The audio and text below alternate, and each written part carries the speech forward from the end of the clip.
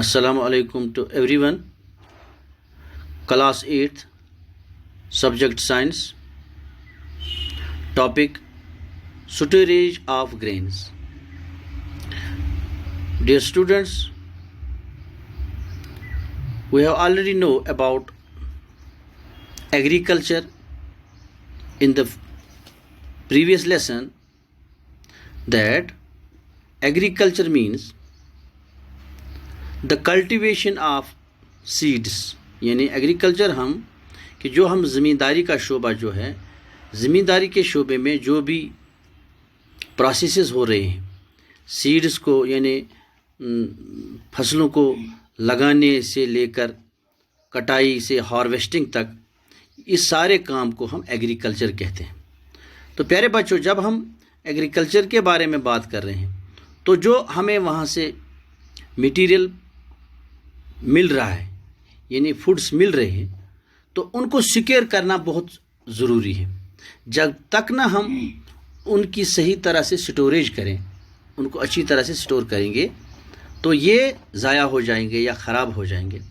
तो इसलिए हमने आज जो टॉपिक चुना है वो है स्टोरेज ऑफ ग्रेन्स, यानी जो हमें एग्रीकल्चर के थ्रू अपने ज़मीन से हासिल हो रहा है, चाहे फ्रूट हो, फल हो, मक्की हो, दान हो, वेजिटेबल्स हो, या जो कोई भी फ्रूट हो, चाहे ड्राई हो, तो उसको स्टोरेज करना अहम ज़रूरी है।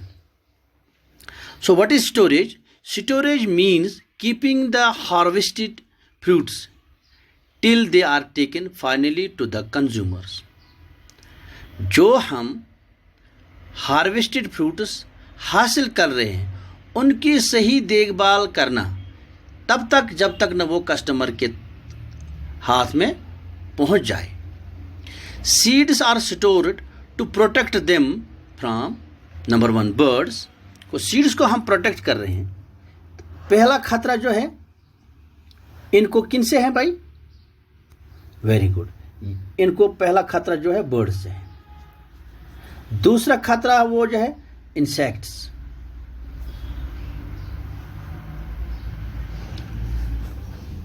दूसरा खतरा जो है वो इंसेक्ट से है। तीसरा rodents, and the main fourth is micro organism, यानी ये जो माइक्रो ऑर्गेनिजम्स हैं इनसे भी इनको बहुत ज्यादा खतरा लाहक है। तो इन सारे चीजों से बचाने के लिए हमें फूड को सिक्योर करना बहुत जरूरी है ताकि ये कंज्यूमर्स तक, कस्टमर्स तक सही तरीके से पहुंचाए। So seeds are stored to protect them from birds, insects, rodents and micro organisms, and also for use during periods of food security. So कैसे स्टोर करें? जो हम ये फूड्स अब स्टोर करें तो इनको हम कैसे स्टोर करें? Seeds can be the stored in a clay pots. Number 1, clay pot से हम इनको, ये जो मैं यहां पर दिखा रहा हूं आपको, clay pots,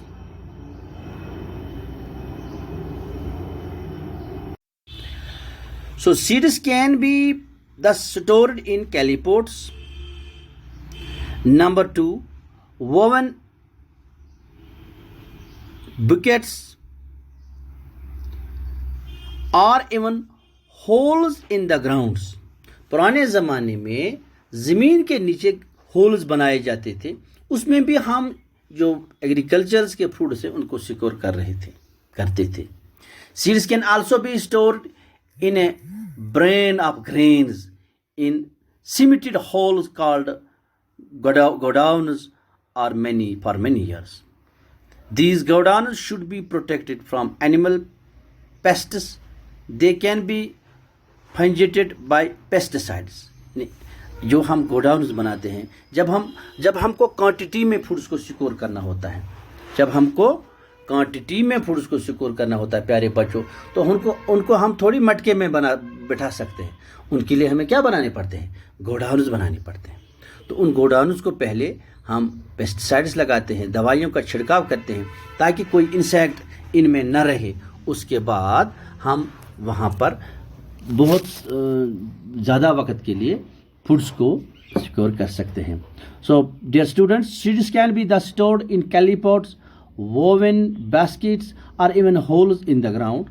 Seeds can also be stored in brain of granaries in cemented halls called godowns from many years. These godowns should be protected from animals, pests. They can be fungicide by pesticides. They are then left for some days, and after that the seeds can be stored in them.